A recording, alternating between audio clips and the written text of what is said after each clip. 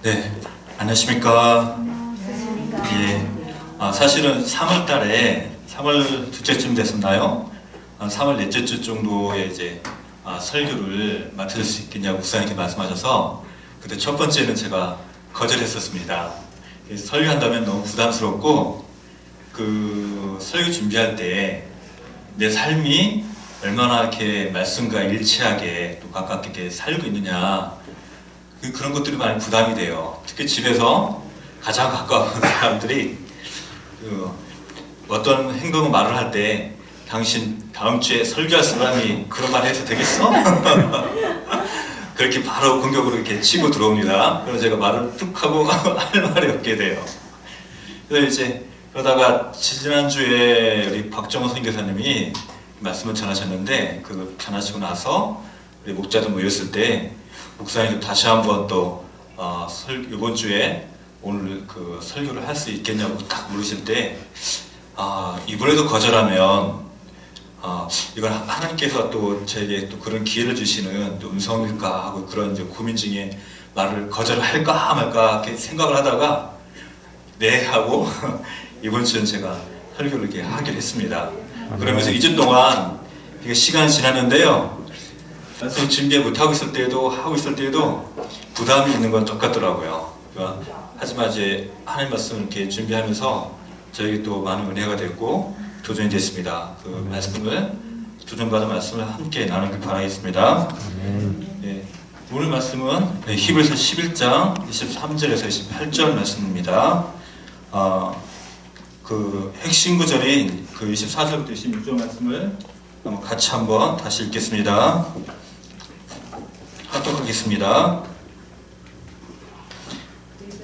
예, 24절. 믿음으로 모세는 어른이 되었을 때 바로왕의 공주의 아들이라 불리기를 거절하였습니다. 오히려 그는 잠시 제 향락을 누리는 것보다 하나님의 백성과 함께 학대받는 길을 택하였습니다. 모세는 그리스도를 위하여 받는 모욕을 이집트의 재물보다 더 값진 것으로 여겼습니다. 그는 장차 받을 상을 내다보고 있었던 것입니다. 아멘. 순간의 선택이 10년을 좌우합니다 라는 국내 굴지의 전자회사고 광고를 기억하시는 분들이 있습니까? 네. 그래요? 많은 분들이 생각보다 기억하고 계시네요. 근데 이 광고를 기억하고 계시다는 것은 그만큼 이제 세대가 들었다는 것입니다. 한 1980년 후반쯤 되는 게 광고 카피했던 기억하는데요. 오늘 우리는 아마 집을 나서기 전에 어떤 옷을 입고 나올까, 또 어떤 색의 옷을 입을까, 어떻게 또 세팅을 해서 딱 맞춰서 입고 나올까 고민했을 겁니다. 또 오늘 예배가 마치고 나면 점심시간 때 무엇을 먹을까 잠깐의 또 그런 고민을 하게 될 거고, 또 평일날 저녁 때나 오늘 저녁 때나 오늘 누구를 만나서 이렇게 함께 시간을 보낼까, 누가 저녁을 먹을까, 이런 고민들을 하게 될 것입니다. 이런 아주 가벼운 순간의 일상적인 선택을 우리는 일상적인 단계라고 부릅니다. 그리고 두 번째 선택의 단계인 중요한 결단의 단계가 있습니다. 예를 들어 수험생을 둔 이제 학부모님이 지금 계시지 않죠. 재작년만 해도 있었었는데, 예, 대학 입시를 앞둔 수험생은 어느 대학에 들어갈 것인가 고민할 것이고, 결혼을 앞둔 청년은 누구와 결혼해서 남은 평생을 행복하게 살 것인가 하는 고민을 할 것이고, 대학 졸업을 앞둔 청년들이나 실업 후에 새로운 직장을 가져야 할 사람들은 또 어떤 직업을, 어떤 직장을 가질 것인가 하는 중요한 선택의 결정을 내려야만 합니다. 이와 같이 우리는 인생을 살아가면서 수많은 선택을 하면서 살아가고 있습니다. 인생에서의 매 순간순간의 선택은 결코 쉬운 일은 아닙니다.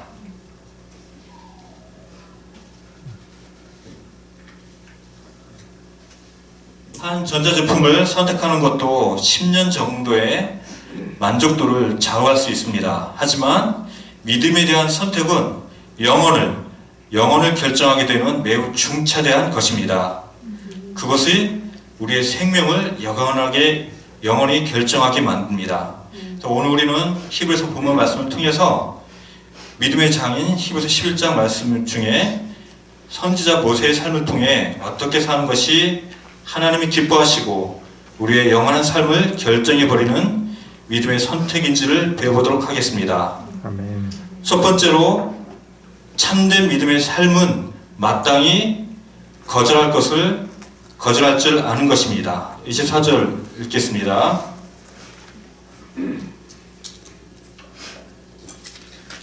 믿음으로 모세는 어른이 되었을 때 바로 왕의 공주의 아들이라 불리기를 거절하였습니다. 만일 우리가 재벌 2세나 3세라면 여러분은 그 지위와 특권을 가감히 버리실 수 있나요? 요즘 그 유행하는 용어가 있죠. 짐작하신 분도 있겠지만 금수저와 흑수저라는 그 용어를 많이 들었을 것입니다. 요즘 세대를 잘 이렇게 대변해주고 있는 것 같아요. 저는 그냥 누가 보아도 고민할 필요 없이 흑수저인 것 같아서 이것저것 생각할 필요도 없이 아주 쉽게 믿음의 선택을 할 수 있을 것 같습니다. 그러나 여기 성경 속에 오늘 말씀 속에 나오는 모세는 그렇지 않았습니다. 오늘날로 말하면 세계 최강국인 미국의 대통령의 아들이라고 말할 수 있을까요? 어쩌면 요즘은 4년이나 5년씩 선임되는 선출식 대통령제나 총리식하고 달리 과거에는 대를 이어서 세습하는 그렇죠? 절대 왕정시대, 그거는 오늘날의 그 대통령이나 총리의 아들을 고위직에 있는 사람들, 자녀들과는 비교될 수 없을 것입니다. 오늘 말씀해 보세는 우리가 잘 아는 바와 같이 처음에는 이집트 왕국 안에서 처음부터 왕자의 신분을 갖고 태어나지 않았습니다. 그렇죠? 히브리 민족의 자녀로 태어났고 그대로 살았더라면 히브리 노예 중에 한 명, 그냥 노예였을 것입니다. 모세도 역시 그런 운명을 타고났고 또 그때 당시 바로의 왕의 명령대로 모든 이스라엘 민족의 사내 아이로 태어나면, 남자아이로 태어나면 나일강에 버려라는 최종적인 명령을 내렸던 그 시기에 태어났습니다. 그죠? 태어나자마자 나일강에 버려질 운명이었던 것입니다. 그런데 그런 모세가 이집트 왕의 공주의 양아이 된 스토리는 우리가 모두 잘 알고 있는 이야기입니다. 오늘 성경 말씀 중에 바로 왕의 공주의 아들이라 부르기를 거절하였다는 것은 매우 함축적인 글입니다. 여기에는 우리가 모르는 중요한 역사적인 배경이 있습니다. 예수님이 죽으셨다가 부활하시고 얼마 시대가 지나지 않아서 그 유명한 역사가가 있습니다. 요세푸스라는 사람인데 그 요세푸스의 연구와 그 당시 그리고 그 후대 역사가들의 연구에 의하면 모세 때 이집트 왕에게는, 그 바로에게는 아들이 없었답니다. 아들이 없었고 딸이 있었는데 그게 바로 여기 나오는 바로 바로의 공주입니다. 바로의 공주도 역시 아들이 없었습니다. 그런데 나일강가에 버려진 한 사내 아이를, 히브리 민족의 노예 신분이었던 한 남자아이를 양아들로 받아들인 것입니다. 그래서 모세는 단순히 이집트 왕족의 여러 왕자들 중에 한 명이 아니라 유일한 왕자였던 것입니다. 아마 모세가 특별히 그 왕자의 신분을, 왕족으로서의 신분을 버리지 않았고 히브리 민족으로서 삶을 선택하지 않았더라면 그는 다음 대를 이을 왕이 되었을 수 있었던 것입니다.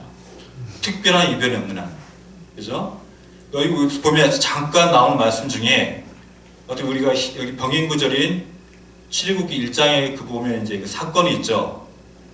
이집트 히브리 민족을 감시하고 그 노동을 감독하던 감독관을 쳐 죽인 일로 바로 왕의 분노를 이제 샀고 왕이 이제 찾았다고 했잖아요.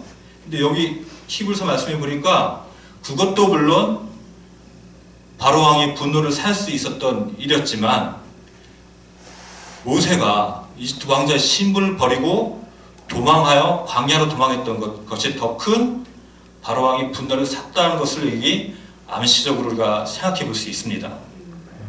어쩌면 왕족이었기 때문에, 유일한 왕자였기 때문에 바로 왕은 이집트 감독과 한 명을 죽였어도 어떤 징계나 징벌은 있을 수 있었지만 그를 사형까지 시키지는 않았을 것입니다. 그리고 얼마 지나지 않아 그것이 차차 잊혀지면 이집트 왕으로 추대받았을 수 있었을 것입니다. 그런데 왜 모세가 광야로 도망갔을까요? 아마 그것은 성경에서 다 충분히 설명하고 있지 않지만 그것도 한 가지 히브리 민족으로서 같이 고난을 받기를 선택했던, 모세의 선택했던 걸로 생각이 됩니다. 바로 그러한 특권과 신분을 모세는 버린 것입니다. 자, 안근유 쓸게요. 노안에 오니까 참 불편한 것이 멀리 있는 것들은 또 특히 이제 오늘 이렇게 예배 드리면서 성도분들을 이렇게 딱 보면 잘 보이는데 여기 앞에 있는 글을 보려면 글이 잘 안 보여요. 한 가지를 선택해야 되는데 앞을 보려면 안경을 써야 되고 그리고 사랑하는 성도님들을 보려면 또 안경을 벗어야 됩니다. 잠깐 안경 쓰겠습니다.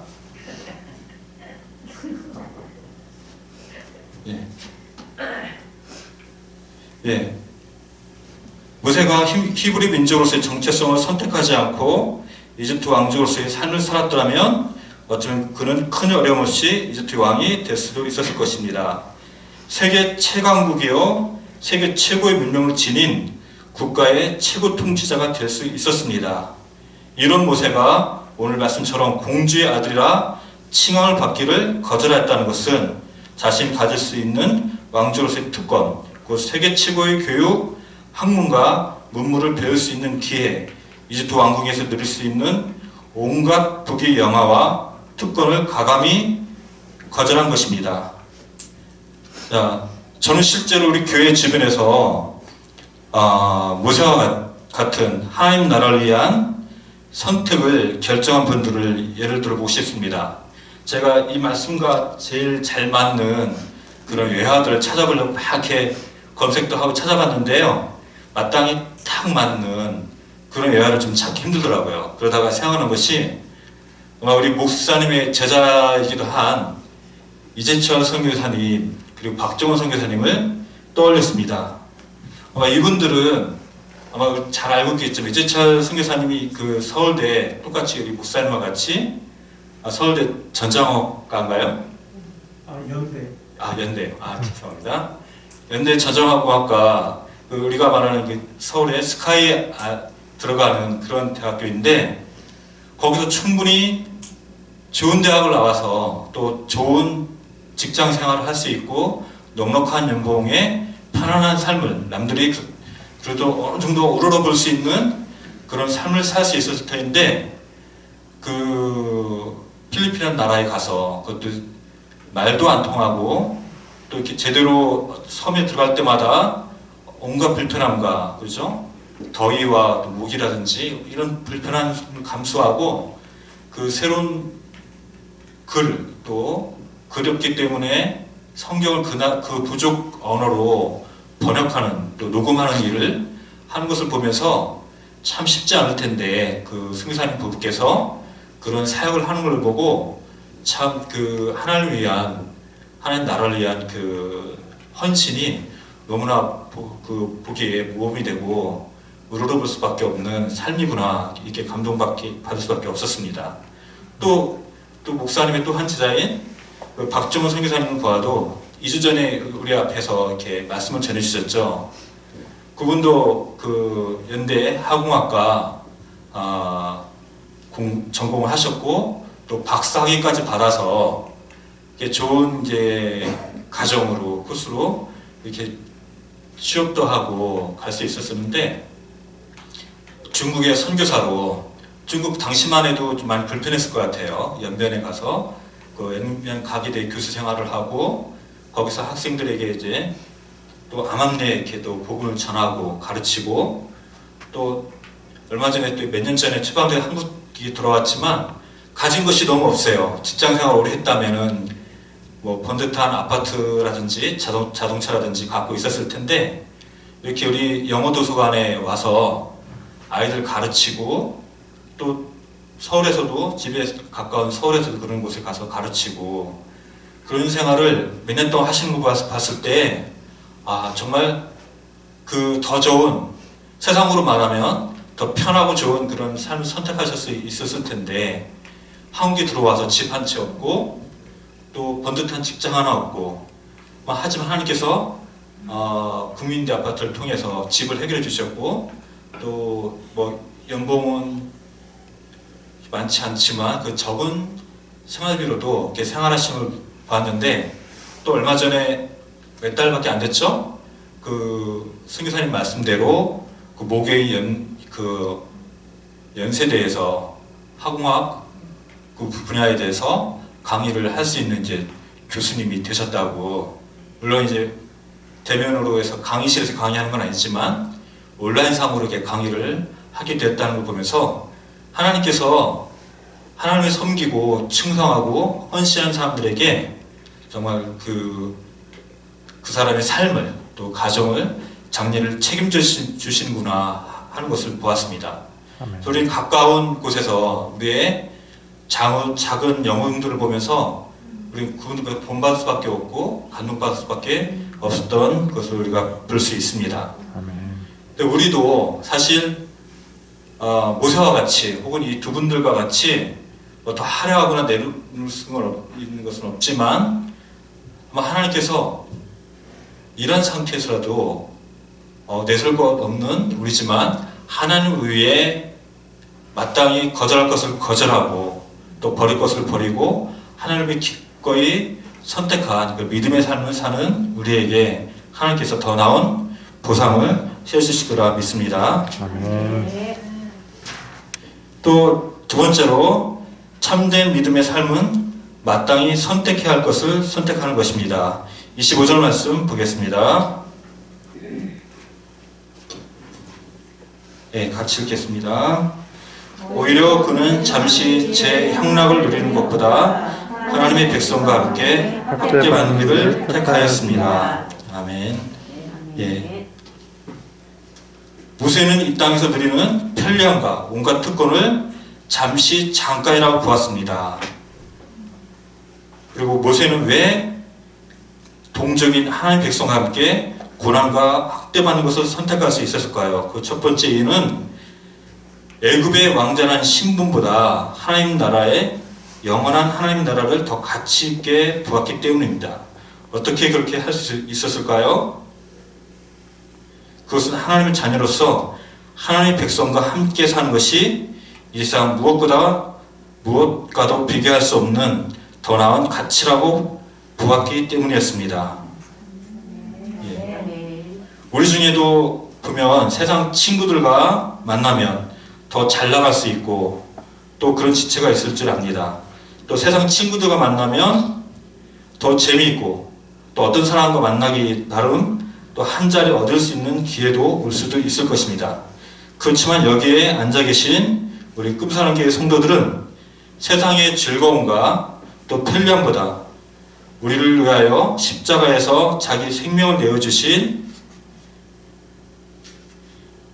예수 그리스도를 사랑함으로 이 자리에 하나님께 예배드리러 나오신 줄 믿습니다. 그리고 여기에 계신 모든 지체들을 이 세상 누구보다도 더욱 사랑하고 귀하게 여기기 때문에 기꺼이 여기에 나와 교제하고 함께 떡을 나누는 줄 믿습니다. 예. 두 번째로 모세가 이집트 왕자로서의 신분을 버리고 하나님 백성으로서의 고난을 받는 것을 선택할 수 있었던 이유는 무엇일까요? 그 이유는 하나님께서 주시는 하나님의 상급을 바라보았기 때문입니다. 26절에 나오는데요. 모세는 하나님께서 주신 상급을 더 크게 바라보았고 그것을 더 귀한 것으로 여겼고 하늘나라에서 주어질 하나님의 상급이 자신에게 주어질 것을 믿음의 눈으로 보았기 때문에 이렇게 선택할 수 있었던 것입니다. 네. 그렇죠?